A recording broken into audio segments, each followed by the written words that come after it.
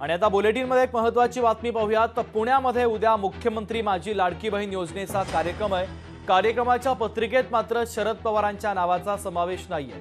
तर लोकशाही मराठीच्या बातमीचा इम्पॅक्ट आपण पाहतोय। लोकशाही मराठीने ही बातमी दाखवताच पवारांच्या नावाचा उल्लेख करण्यात आला।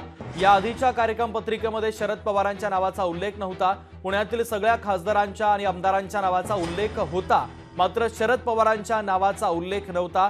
लोकशाही मराठीने ही बातमी दाखवल्यानंतर आता कार्यक्रम पत्रिकेमध्ये बदल करण्यात आले आणि या कार्यक्रम पत्रिकेमध्ये आता शरद पवारांच्या नावाचा उल्लेख करण्यात आलेला आहे। लोकशाही मराठीच्या बातमीचा हा मोठा इम्पॅक्ट आपण पाहतोय। तर महत्त्वाची बातमी आपण पाहतोय। पुण्यामध्ये उद्या मुख्यमंत्री माझी लाडकी बहीण योजनेचा कार्यक्रम आहे। कार्यक्रमाच्या पत्रिकेत शरद पवारांच्या नावाचा आता समावेश करण्यात आलाय। लोकशाही मराठीच्या बातमीचा मोठा इम्पॅक्ट पाहायला मिळतोय। लोकशाही मराठीने बातमी दाखवताच शरद पवारांच्या नावाचा उल्लेख या पत्रिकेमध्ये करण्यात आलेला। या आधीच्या कार्यक्रम पत्रिकेमध्ये पवारांच्या नावाचा उल्लेख नव्हता। त्यानंतर लोकशाही मराठीने हे वृत्त प्रसिद्ध केलं आणि त्यानंतर मात्र नव्यानं कार्यक्रम पत्रिका काढण्यात आली आणि नव्या कार्यक्रम पत्रिकेमध्ये आता शरद पवारांच्या नावाचा उल्लेख करण्यात आलेला।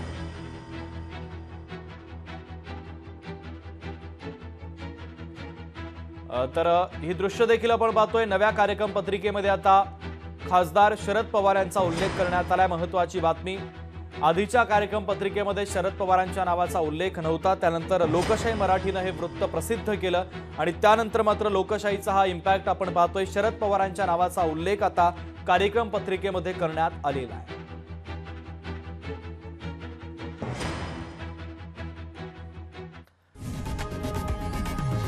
लोकशाही मराठी ऐका, पहा, जागरूक रहा।